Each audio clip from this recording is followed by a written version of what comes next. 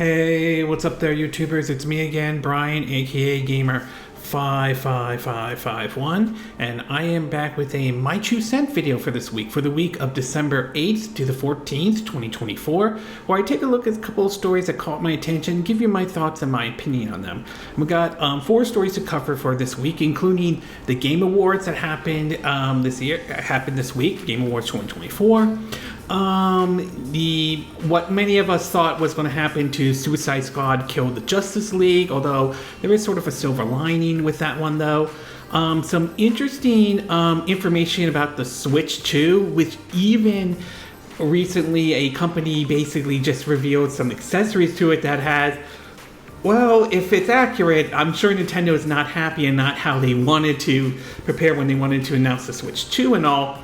And it seems as though Valve or Steam, specifically to be exact, could be entering the console race and everything. If you're interested where I got the source of this information though, links will be in the description of this video, so you're watching this on YouTube, and timestamps will also be timestamps will also be at the beginning of this video or in the description if there's a certain part of this video you wish to skip to and all. But before we get started, I like to do what I like to call the quick My 2 Cents, stories that kind of caught my attention, but I'm not going to go into a huge amount of details and all. The first one has to do with the fact that Intelligent Systems, the folks that worked on, the Fire Emblem series, but also have done, games like Paper Mario: The Thousand Year Door, looks like they are hiring at this time, though. I am curious why they are hiring, though. I'm wondering if they're working on another game, and if so, what that game might be, to be exact. Maybe another entry in the Fire Emblem series, maybe something completely different. But in either case, whatever the case may be, whatever the case it is, it looks like they are hiring at this time. We also learned that supposedly the Switch 2, or whatever the Nintendo's going to call it, might support basically the Samsung XD Express micro card and everything like that. Some of that may have to do with, as with a lot of these games these days, the file size is certainly getting a lot bigger and everything, so it'll be interesting if that turns out to be true or not. We also learned that a former boss of Blizzard was slammed after making a comment comparing Marvel Rivals and comparing it to like the so-called Horizon knockoff Light of Morontum, if I'm saying that name correctly and all. And well, he got slammed big time to the point that he basically deleted his so-called tweet or everything like that. I mean, he's trying to basically say that Marvel Rivals is like Overwatch, but at this time, at least with Marvel Rivals, even though it doesn't appeal to me as much, it seems to be doing very well. From what I've been hearing, the monetization seems to be okay. So right now, the game seems to be off to a good start. Now, whether or not that game will maintain momentum or not, that remains to be seen over time. But in either case, not everybody was happy with the former boss of Blizzard making that comment. And finally, a report from one of the developers who worked with Retro Studios and all, basically came out saying that this person left after the development of Metroid Prime 3, Corruption, basically after what this person considers an unhealthy relationship with Nintendo's micromanagement, though. I mean, you could look at this as sort of as a double-edged sword in a way, though, to it. I do think that Nintendo is very protective of their IPs. Sometimes I agree with them, sometimes I don't. So depends on how you want to look at this, though. I am a little iffy about micromanagement to a certain degree. I don't think you should be completely hands-off, but I'm not saying I'm a big fan of the idea of micromanagement. But despite that, I mean, Metroid Prime 3 still turned out to be very well, and I still enjoy that game, to be exact, though. And I'm waiting to see when Nintendo will finally port, Metroid Prime 2 and 3 over to the Nintendo Switch and all. And in the movie and TV show part of the Quick My 2 Cent, we have reports the person who played Spike in the Super Mario Brothers movie has sort of response claiming that he has not been told to come back for the sequel and everything like that. In fact, most of the cast, except for the person who voiced Toad, though, have yet to hear anything about coming back for the sequel. However, the person who voiced Toad claimed that the idea is that they're going to expand upon from the first movie and all. And I don't completely disagree with that, though. Not to mention the end credit scene for that movie had Yoshi's Egg, which means Yoshi's going to play a part in a certain degree. At least that's how I'm taking it, though. I mean, it's possible that one of the reasons why he may not come back is maybe this time around it takes place in maybe it actually takes place in the Mushroom Kingdom or the world where the Mushroom Kingdom is in, not in Brooklyn or anything, although it is possible Brooklyn could make an appearance in the sequel. So we'll have to wait and see and everything like that. We also basically have 2 trailers that were shown this week that came out. The first one was the Season 2 trailer of Castlevania Nocturne, if I'm saying the name correctly, which will be out on Netflix January 16th, 2025. Loved the first season of it. Looking forward to seeing the second season. We also have a new movie for the Looney Tunes one called, I think, The Day the Earth Blew Up. This will be out on February 28th, 2024. It basically has Porky Pig and Daffy Duck, and it's basically 2D, I believe 2D animation in a way.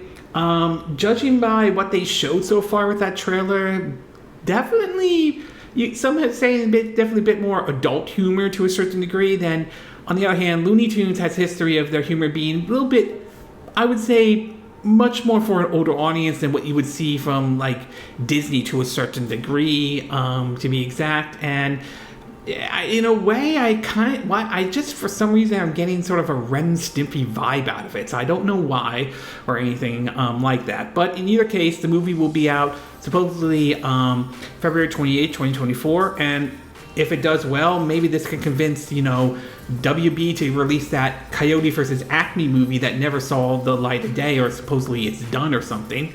We also learned that supposedly Ryan Reynolds is not 100% sure about Deadpool 4 and everything like that. Obviously, Disney and Marvel wants to do a 4th Deadpool movie, considering how well Deadpool and Wolverine did at the box office, not to mention how well that movie did well on Disney Plus and all, but certainly right now, at the very least, though, Ryan Reynolds certainly has some doubts, but there has been some, we've heard that before with other casts, that perhaps because of the amount of time and energy that for these Marvel movies to be made, maybe they're kind of like maybe a little bit worn out and want to take a bit of a break and then come back in. So it's possible that could be the case, though.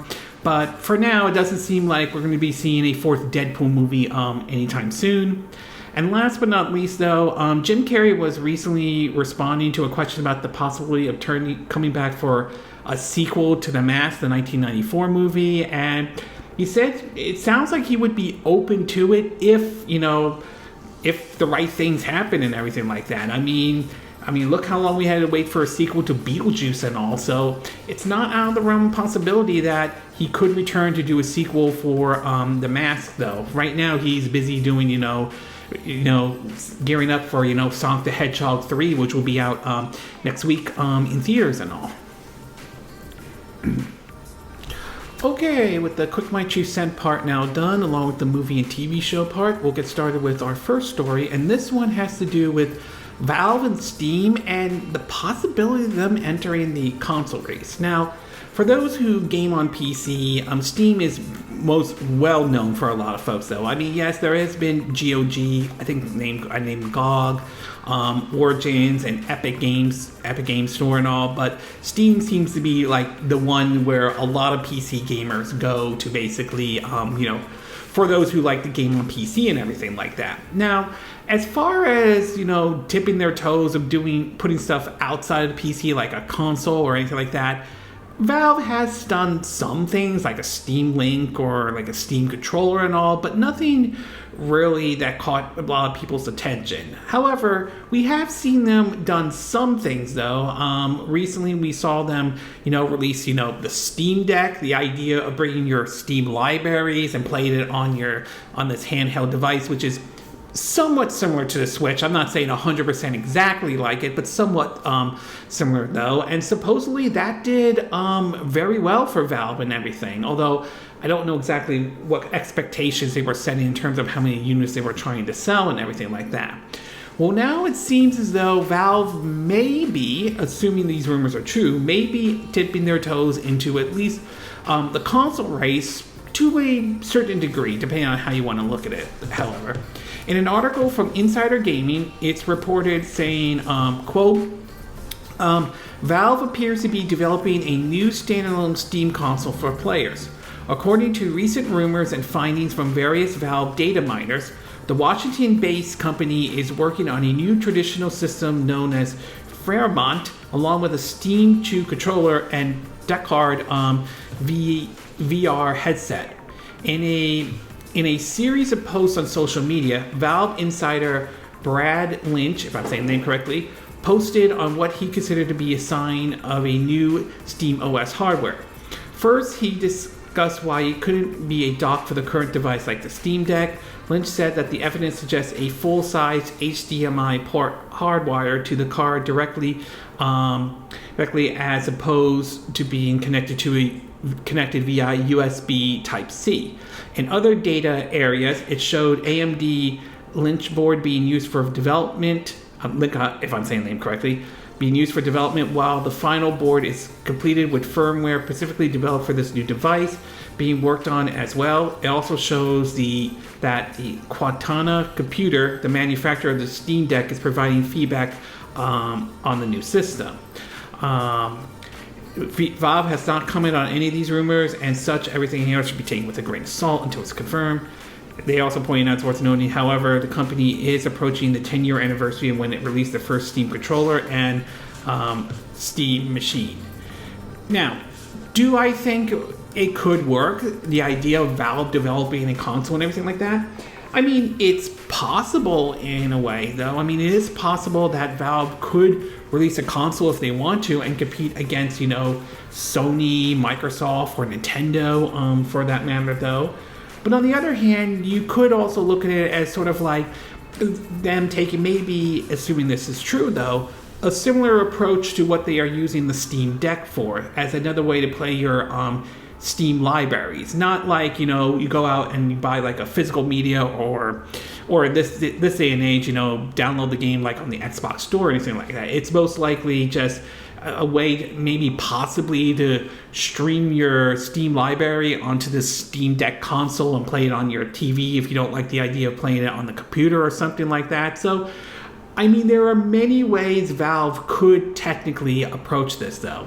Again, we don't know 100% for certain. Valve has not yet said anything at this time, so time will ultimately tell whether or not this rumor turns out to be true.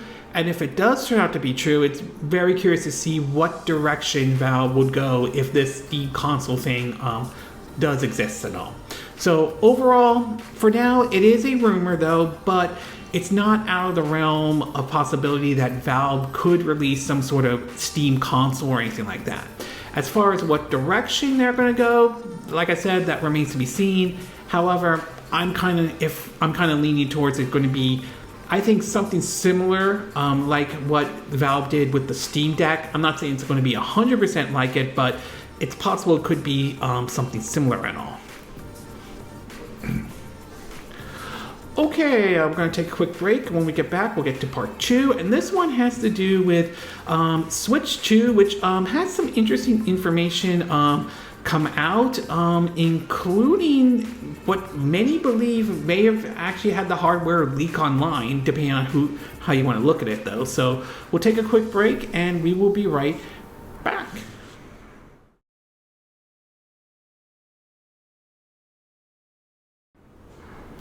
Okay, and we are back with part 2 of my 2 cent video for this week. And for this one, we're going to be taking a look at Switch 2 and some interesting new information that's come out, including the possibility of, well, let's just say a or at least an accessory may have come out that may have showed us what the hardware may have looked like and everything. Now, obviously, a lot of us are still waiting to hear Nintendo in terms of what they can tell us about the Switch 2 or whatever Nintendo is going to refer to it as, though. And up to this point, we've again have heard nothing more than just rumors after rumors after rumors after rumors and all. Some of them make sense, some of them don't. Well, recently, 2 things have come out this week regarding the Switch 2. One has to do with a comment made on Digital Foundry in regards of the resolution and DLSS, and the other one has to do with the fact that several accessory manufacturers may have leaked what many believe could be the Switch 2 and all. So in regards of what Digital Foundry has recently said, though, this one comes from WCCF Tech, which highlights that they're saying that Nintendo Switch 2 games will likely use NVIDIA's DLSS widely, but the most demanding titles may not target 1080p 4K resolution output. Relying to a fan's question asking about the resolution output on the yet-to-be-revealed console during the latest episode of their podcast, the tech experts at Digital Foundry made some interesting observation on what should we be expecting to see on the Switch 2. For starters, there's no doubt that NVIDIA's DLSS will be widely used as the system will be powered by a mobile chip, and that will be no way on par with other current gaming systems. I kind of figured they were going to use NVIDIA's DLSS. That really shouldn't be a surprise to a lot of people. All right. Anyway, it points out, but its actual cost will make a difference on how it will be used. Based on the current version of the upscaling, there's a very good chance that in handheld mode, DLSS will target 720p or 900p resolution output. As the higher the output, the more expensive upscaling gets. Generally, 900p, 1080p resolution output should be expected for PS4 and Xbox One ports in handheld mode, and 1440p in dock mode. With more demanding current generation titles, the Nintendo Switch will obviously struggle more, and developers will have to better balance output, resolution, and graphical settings, though. It also points out this analyst of the Nintendo Switch potential capability could change dramatically. However, if NVIDIA's DLSS upscaling it supports different from the PC version. For example, Hello Games implemented a lightweight version of AMD FSR2 and No Man's Sky Switch port, so it wouldn't be impossible for NVIDIA to have developed a lighter version of its upscaling optimization for the Switch 2 hardware. So, assuming what Digital Foundry is saying is true, and I tend to lean more on them on this one, though, it would not surprise me if this is absolutely correct, that basically there may be a change in terms of how DLSS is being implemented on the Switch 2. And honestly, I would not be shocked either, though. I wouldn't be shocked if there's some changes from how it is on the PC version of how DLSS is normally used. So this one shouldn't surprise me if it turns out to be true or anything like that. But again, we still have to wait to see what the Switch 2 is like. We still have to wait to get more information and everything like that. So right now, yes, one could argue this is sort of speculation at this time, though, but I would not be surprised if what Digital Foundry is saying is correct. And as far as the next thing, though, apparently there may have been some leaks of the Switch 2 itself, though, supposedly from a lot of these accessory manufacturers, to be exact, though.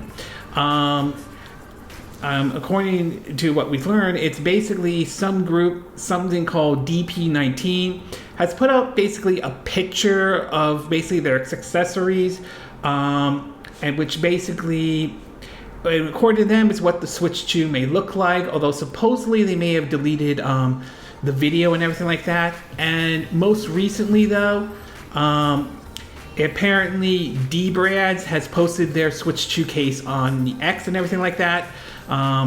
This is from My Nintendo. It points it clear why the company decided to do this, whether it's just for promotional purposes or they fed up with waiting for an official reveal for the long-awaited system and all.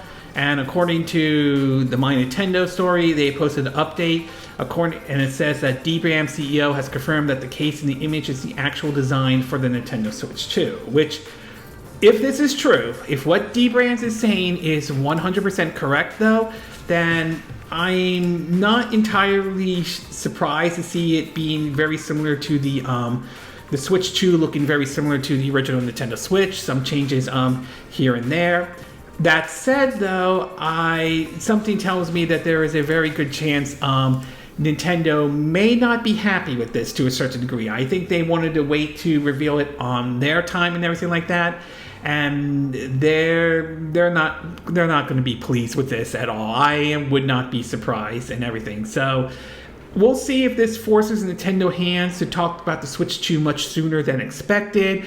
I know they want to try to get most of the Nintendo Switch out there, try to make it maybe overtake the PS2's lifetime sale, which last time I've heard it was 160 million.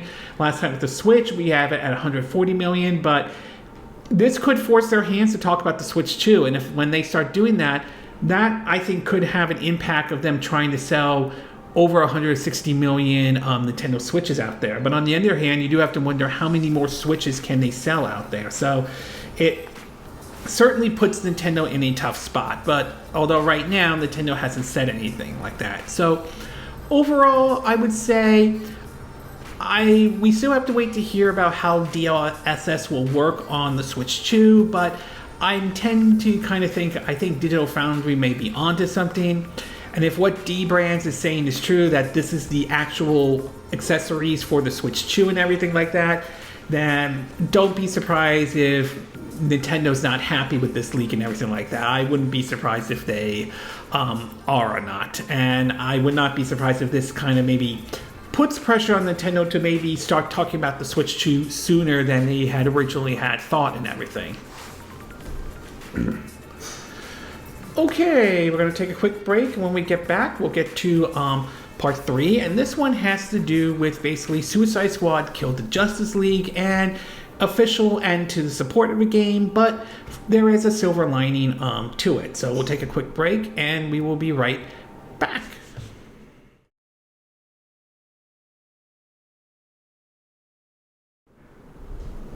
Okay, and we are back with part 3 of my 2 cent video, and for this one, we're going to be taking a look at Suicide Squad Kill the Justice League, and pretty much that game coming to an end. Now, when it was first announced that the developers of Rocksteady, the folks that worked on the excellent Batman Arkham trilogy, though, was doing a Suicide Squad game, I was kind of curious to see how this was going to play out and everything like that, ranging from the gameplay to how this was all going to work.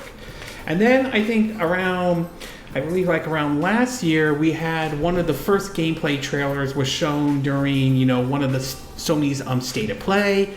And all hype for that game, I think, kind of took a nosedive to a certain degree. When it was later announced that it was going to be a looter shooter to an always online connection and everything like that, that I think hurt the game's reputation really bad, and it got really, really bad for WB Games and Rocksteady at all, to the point that they tried to delay the game to maybe rework some stuff, but even though they did that, it was sort of too little too late. And then when the game came out, the reviews were not as bad, but even so, it wasn't enough to really help save the game. So much, though, that during one of the WB's financial earnings, they pointed Suicide Squad Killed the Justice League as one example of a game not performing as well as they had hoped for. Meanwhile, Hogwarts Legacy, a offline single-player game, managed to do very well for them. This also led to some layoffs at Rocksteady from the Q&A testing team and everything like that. So it unfortunately there was certainly some bad stuff for that game. And then they tried to do several seasons with it, and it still wasn't enough to save it. Till what we learned this week is that basically WB Rocksteady has announced that this season for Suicide Squad Kill the Justice League will be its last. So clearly that will be the end of support for that game. However, it does seem to be there is a silver lining to it, and that silver lining is the fact that we will be getting a offline mode for the game. So that certainly isn't a bad thing indeed. From a post from, the Suicide Squad's, thing, they pointed out what we could expect to see with this. They pointed out that Season 4, Episode 7 content is, control is almost upon us. They'll have Deathstroke join Suicide Squad as a new playable character, offline mode functionality, and a new elsewhere to explore and planning to discover. The offline mode is one of the things that it certainly might make me interested in trying this game out and everything like that. It says, quote, "We talked before about an offline mode coming to the game, and we're pleased to make this option available as part of Season 4, Episode 7, released on December 10th.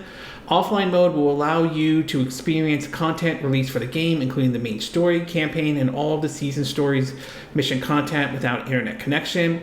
To access offline mode, you can either create a new profile by starting from the beginning of the game or create a copy of your existing online profile, allowing you to jump in with all of your progress. All earns and purchase cosmetic will also be available in offline mode. They have an offline mode FAQ. They also talk about Deathstroke. Basically, as a play, will be available December 10th as part of season 4 episode release.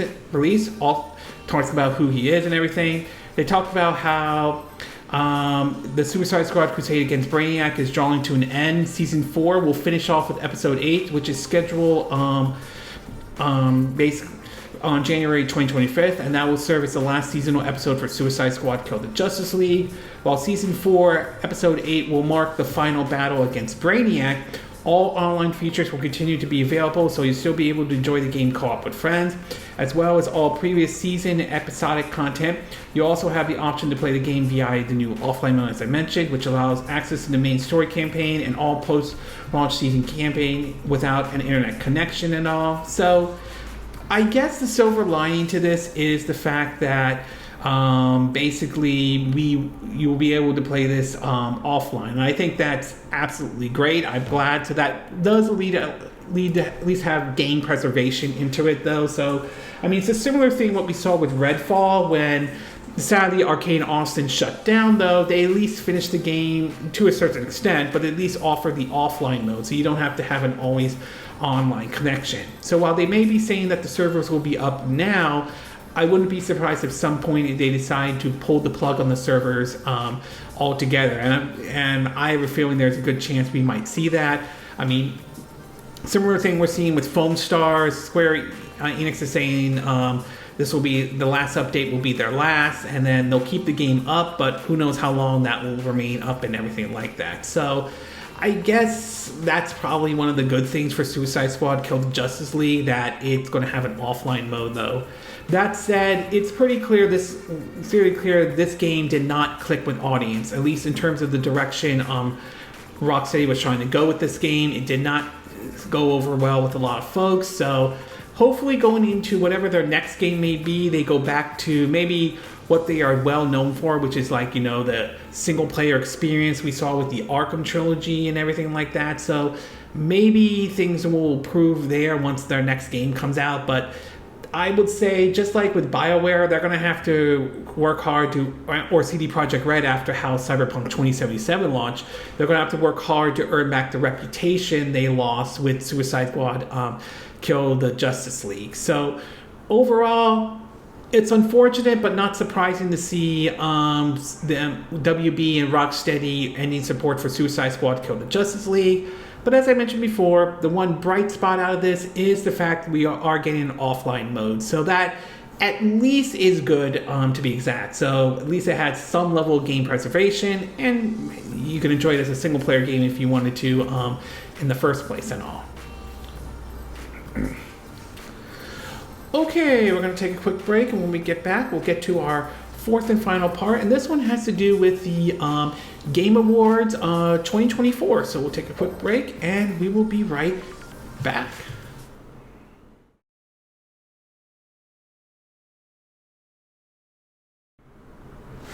Okay, and we are back with our fourth and final part of our My Two Cent video, and for this one, we're going to be talking about the Game Awards 2024. Now, obviously, the Game Awards, you know, its reputation has been kind of mixed here and there every now and then, though. I mean, sometimes it's good, sometimes it's bad, though. This year, I will say it looked somewhat better than it was, though. I got a chance to watch some of it, though. Not all of it. A lot of things happen and everything like that to do. But I will say, based on some of the stuff that I saw during the Game Awards, though, I thought it was not bad this year, including the two characters from the Muppets. But the one I did appreciate was giving the award to someone who was helping game developers who lost their jobs and everything like that. This year and last year saw a lot of massive layoffs and everything like that. I think that was really good and very honorable for them to do that, though. In terms of who won and everything like that, It pretty much is pretty clear that Astrobot definitely became the biggest winner at the Games Awards. And I do wonder if this will send a signal to Sony to figure, maybe we should do some of these smaller AA titles. Maybe not always rely on these AAA narrative-driven experience and everything like that. We'll see if that does happen or not. But anyway, in terms of who won, just in case you want a quick rundown, Astrobot won Game of the Year. It also won Best Game Direction. Best Narrative went to Metaphor ReFantazio, if I'm saying the name correctly and all. That game also won Best Art Direction. Best Score and Music went to Final Fantasy VII Rebirth. Best Audio Design went to Senua Saga Hellblade 2. Best Performance went to Melania Jurgena, I apologize if I'm not saying that correctly though, for Hellblade 2. Innovation and Accessibility went to Prince of Persia The Lost Crown. Game for Impact went to Neva, N-E-V-A, from Nomad Studio and Devolver Digital. Best Ongoing Game went to Helldivers 2. Best Community Support went to Baldur's Gate 3. Best Independent Game went to Balatro, B-A-L-A-T-R-O. That one has caught a lot of attention. Some thought that might have won Game of the Year or something like that. Best Debut Indie Game, same one, B-A-L-A-T-R-O. Best Mobile Game, same one as well, B-A-L-A-T-R-O. Best Virtual Reality, Augmented Reality, Batman Arkham Shadow. Best Action Game, Black Myth Wukong. Best Action and Adventure, Astrobot. Best Role Playing went to Metaphor ReFantazio. Best Fighting Game went to Tekken 8. It's worth pointing out Marvel vs. Capcom Fight Collection was also nominated as well. Best Family Game, Astrobot. Best Simulation and Strategy, Frostpunk 2. It's worth pointing out Unicorn Overlord was also nominated as well in that. Best Sports Racing, EA Sports FC 25. Best Multiplayer, Helldivers 2. Best Adaptation, Fallout, from Amazon Prime.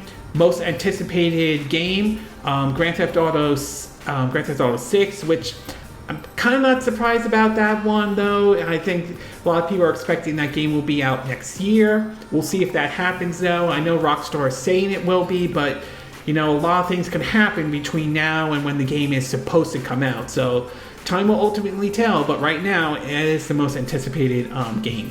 They also have content creator, esports, athletes, and everything like that. The one that I would say out of that would be the player's voice, and obviously a lot of voters went with Black Myth Wukong as basically the player's voice. So clearly Sony definitely had a good night with Helldivers 2 and Astrobot, and I'm hoping, basically, as I said before, I'm hoping Sony takes away of this of figuring, maybe not rely so heavily on the live service as much. I'm not saying you can't do Helldivers 2, but maybe not as much, and maybe do some of those smaller titles. Maybe consider bringing back, Sly Cooper or Jack and Daxter or something like that. I think that's something should be something Sony should definitely consider and everything.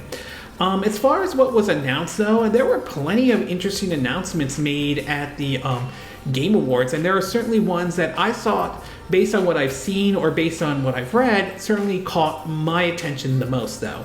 In terms of what I liked in terms of the game announcements at the Game Awards, a sequel to Okami is certainly in the work, which was kind of surprising to see that Hideki Kamiya will be working on it with his new studio, I think called Clover, which is very similar to Clover Studio, which was closed back in 2006 and everything like that. On top of that, with Okami, we learned that a new game, Onimusha, a new entry in the Onimusha series, Onimusha Way of the Sword, which will be out in 2026.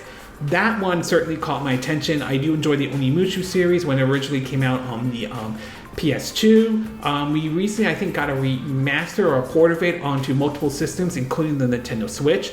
Would love to see Onimusha 2, 3, and Onimusha 4 ported to the Nintendo Switch, Capcom. Would love to see that happen.